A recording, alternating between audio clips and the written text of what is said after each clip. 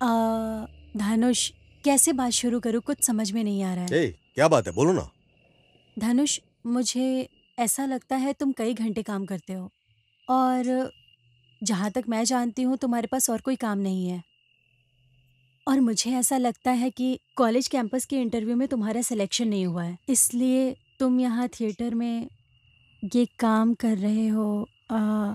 श्री, देखो, पापा भी इंजीनियर हो और मम्मी भी इंजीनियर हो, तो ऐसे माँ बाप के जो बच्चे होते हैं वो इंग्लिश मीडियम के अंदर पढ़ाई करते हैं और उन लोगों के लिए राष्ट्रभाषा और या अपनी मातृभाषा जो होती है उसकी पढ़ाई इतनी महत्व नहीं रखती है। ऐसे बच्चे एलकेजी यूकेजी करते हैं। इसकी फिक्र किए बगैर उनको क्रिकेट खेलने के लिए ग्राउंड में छोड़ दिया जाता है। उनकी खुद की खुशी को छोड़ करके उनको रोड के ऊपर खेलने के लिए छोड़ दिया जाता है। उसके बाद में सिर्फ मार्क्स मार्क्स और मार्क्स। बस उनकी जिंदगी का एक ही लक्ष्य रह जाता है कि किसी भी तरह से मार्क्स लेकर के आना है, बस दैट्स इट। उनकी जिंदगी का क्या रिजल्ट है ये इंपॉर्टेंट नहीं रहता है, लेकिन रिजल्ट के अंदर मार्क्स अच्छे से किसी भी तरह आ जाए उनके लिए सबसे इंपॉर्टेंट यही होता है। किसी भी तरह से इंजीनियरिंग के अंदर IIT करके किसी भी तरह से टॉप कॉलेज के अंदर बस एडमिशन मिल जाए, बाकी कुछ भी हो लाइफ के अंदर वो इंपॉर्टेंट नहीं है। IIT क्रैक करो, MNC के अंदर किसी भी तरह से काम मिल जाए, कॉर्पोरेट के अंदर काम मिल जाए, लाइफ के अंदर सिर्फ एक भेड़ चाल बना करके पूरी जिंदगी इनकी रख दी जाती है। बस किसी भी तरह 1 करोड़ की सैलरी का पैकेज मिल जाए लाइफ के अंदर, और कुछ नहीं चाहिए। खुशी मिले या ना मिले, लेकिन 1 करोड़ का पैकेज जरूर मिल जाना चाहिए। मेरी जिंदगी में जिस गांव में पढ़ के आऊँ सिर्फ 4 घंटे के लिए वहां पे बिजली आया करती थी, लेकिन आज मेहनत करके परिश्रम करके मैं वहां तक पहुंचा हूं जहां तक मुझे पहुंचना था। स्ट्रीट लाइट में पढ़ के, केरोसिन लाइट के अंदर पढ़ के, इतनी मेहनत करके हम लोग वहां पे पहुंचे हैं जहां तक पहुंचने की तुम कल्पना भी नहीं कर सकती। समझ में आई बात तुमको?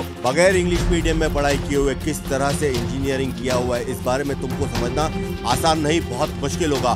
कारण कि तुमने वो गरीबी, वो मजबूरी तुमने कभी देखी नहीं, वो लाचारगी तुमने देखी नहीं। तुम बोलती हो ना कैंपस इंटरव्यू दो, मौका आने के ऊपर सब कुछ ठीक हो जाएगा। यू नो व्हाट, मेरा भी अपना खुद का स्वाभिमान है और मैं अपनी खुद की जिंदगी बनाना चाहता हूँ। किसी की उधार की जिंदगी नहीं चाहिए मुझे। मैं उन इंसानों में से नहीं हूँ कि किसी कंपनी के मैनेजर के आगे जी हुजूरी करके अपनी जिंदगी बिता दूं।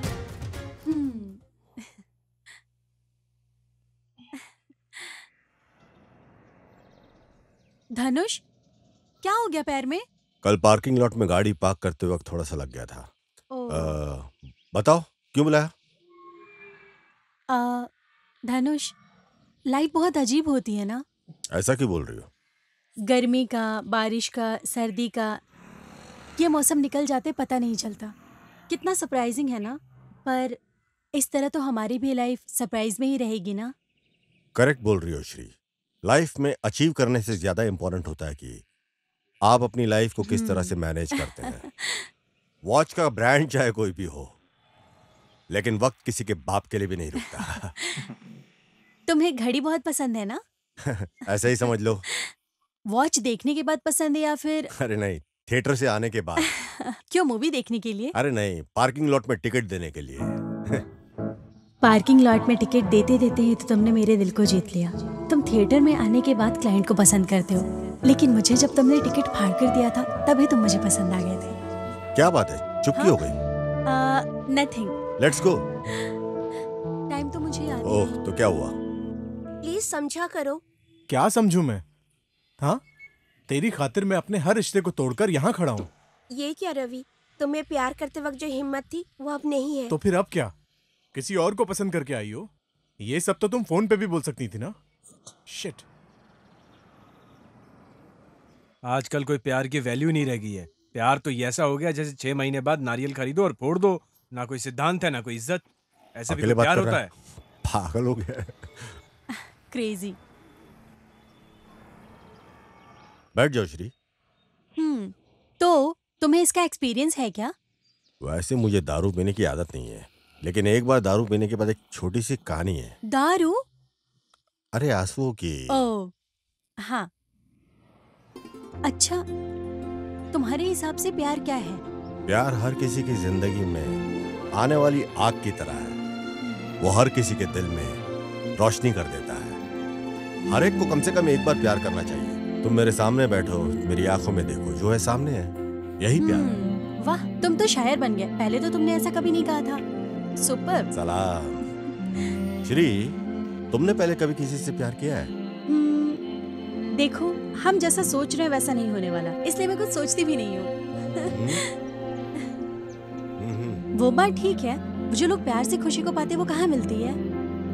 हम हर पल को जीरो से स्टार्ट करते हैं उसी वक्त की खुशी हमारे साथ आखिरी वक्त तक रहती है, नहीं तो हमारी लाइफ जीरो हो जाएगी, मेरे जैसी बिल्कुल। धनुष, ये सारी बातें छोड़ो। बुरे वक्त के बाद ना अच्छा वक्त जरूर आता है। हमें अच्छे दिनों की तरफ अपने कदम बढ़ाते रहना चाहिए। टाइम हो गया है, चलो चलते हैं। टाइम इतना जल्दी हो गया क्या? ऐसी बातें करते रहे ना तो वक्त का पता नहीं चलेगा। कल मिलते हैं ना, कल हम और बातें करेंगे। ठीक है, ओके। टाइम बहुत हो गया।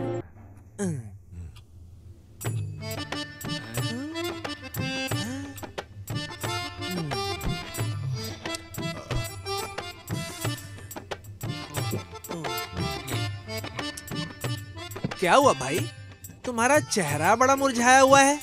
पता नहीं सर, आजकल ठीक से नींद नहीं आ रही।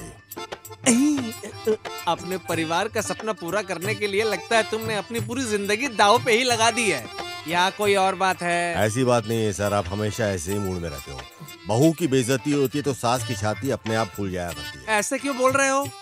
और क्या बोलूं सर, अगर आपको यही लगता है तो अपने वंश की किताब पढ़ के जरा देख लो आप। कौन सी किताब? अरे सर, कामसूत्र। सुनो, किताब की बात से याद आया मुझे, एक लड़की 1 2 3 4 बस इतने ही लोग आए हैं। अगर इसी तरह से शोज चलते रहे तो सफाई करने के लिए 50 रुपए का फिनाइल भी नहीं खरीद पाऊंगा मैं।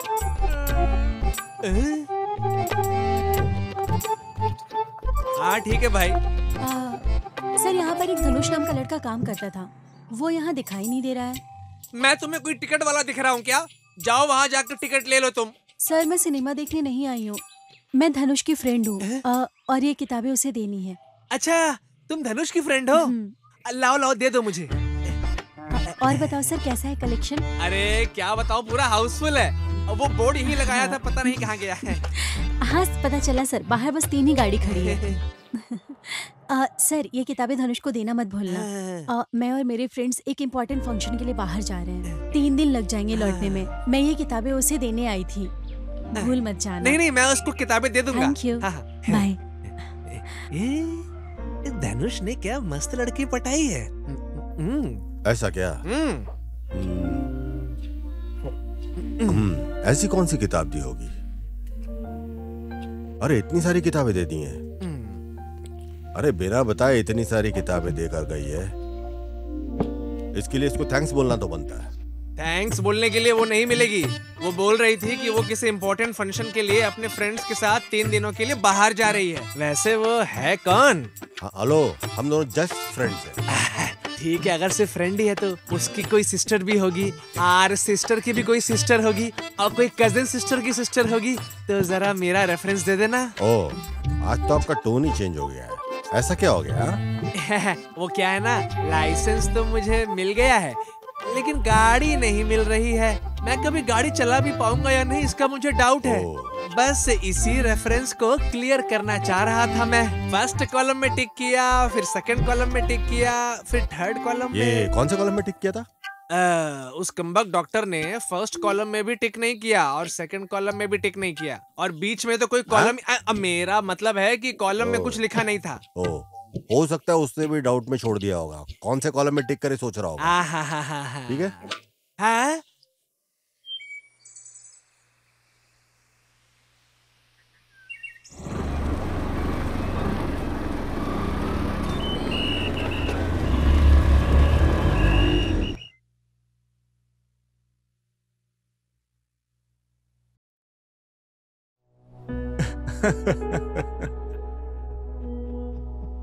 पिताजी क्या करते हो बेटे? थिएटर में टिकट काटने का काम करते हो ना? जो लोग फिल्म देखने आते हैं, धूप में खड़े होकर उनके लिए टिकट फाड़ने का काम करते हो ना? बहुत अच्छा, तुम्हें देखकर बहुत खुशी हो रही है। तुम मेरे बेटे हो, इस बात पर मुझे बहुत गर्व है। पिताजी कुछ मत बोलो। यही काम कराने के लिए तुम्हारी माँ ने दिन रात मेहनत की थी, पेट काट काट कर तुम्हें पढ़ाया लिखाया। तुम बड़े अधिकारी बनोगे ऐसा सपना देखा था। तुमसे मिलने के लिए लोगों की भीड़ होगी ऐसी ख्वाहिश थी तुम्हारी माँ की, लेकिन तुम कभी उसके बारे में नहीं सोचा। उसकी जिंदगी को नर्क बना के रख दिया है। सच बताओ, ये करने के लिए तुम्हारा दिल गवाही देता है? पिताजी मैं आपको कैसे समझाऊं? अरे तुम्हारी हिम्मत कैसे हुई ऐसा काम करने के लिए? ए धनुष, तुम्हारी जिंदगी अभी भी शुरू हुई है। अपने माँ बाप की ख्वाहिश को पूरा करने की कोशिश करो, कोशिश करो। पिताजी